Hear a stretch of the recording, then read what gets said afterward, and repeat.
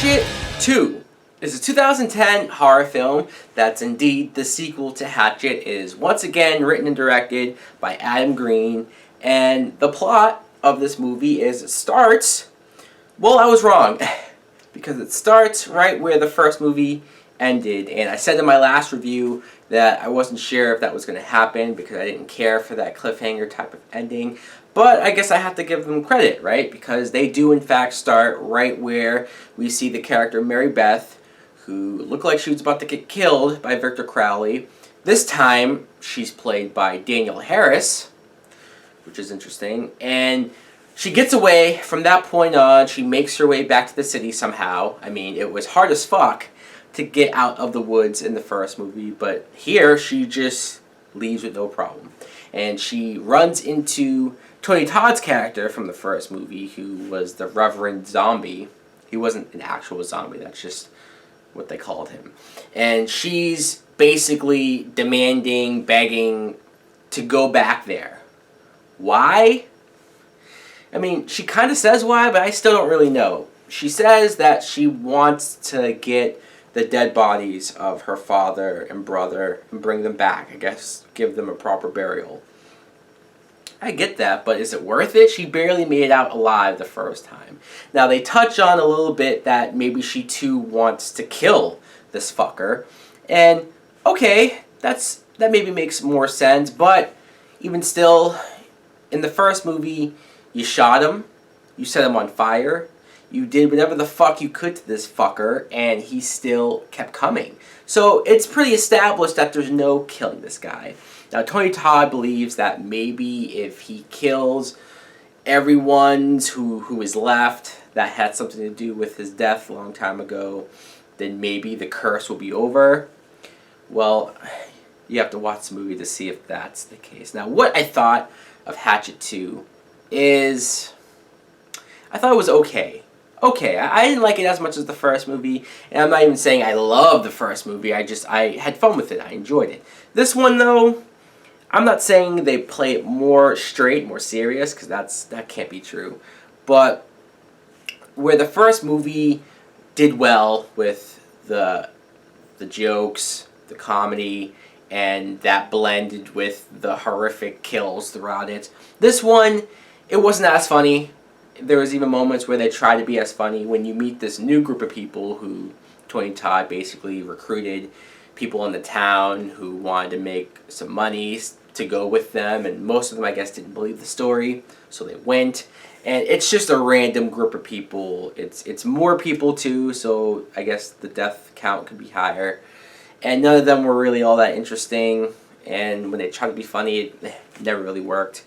Danielle Harris as Mary Beth. I do like Danielle Harris a lot. I like her better than the first actress from the first movie, because she puts her all into this. You know, as silly as this movie is, as over the top, and as unbuyable as a lot of this is, she makes it believable with her performance. She's one of the best actresses in horror movies, right? She's been in so many of them. Tony Todd, I remember saying that I wished he was in the movie more, and that's what I got here. He's all over this movie because he also goes to the woods with them for whatever reason, and that was interesting. Now, we have one character who I guess is the brother of the Asian kid from the first movie who was the tour guide. It's played by the same actor, so that was quite amusing. But, I mean, what happens to him? Yeah, some of the deaths in this film are pretty intense. It's a lot of hacking with the hatchet, obviously. It's a lot of ripping off body limbs and body parts and cutting heads off, and it's brutal to watch. It's bloody, it's violent, it's just what you expect, I guess, from a Hatchet movie. And this film also gets really deep into the backstory of Victor Crowley, the killer. You see Kane Hodder once again, who plays him, and how he had a wife who had cancer, and then he started cheating on her with the help, the maid. And on her deathbed, the wife, she found out what was going on. She placed a curse on them and their unborn child. so that when the child is born, he's deformed like he is, and then people in the town came and set the cabin on fire. That's how this mutated kid died. But I guess the curse allowed him to come back from the dead, and that's how he doesn't die. That's how and why he wants to kill people, I guess. Look, I'm not saying that I needed all of this backstory. I appreciate that this Adam Green character, that he worked that hard on this plot and backstory, that he put that much effort into it. But it's really not needed. I don't really care about the backstory.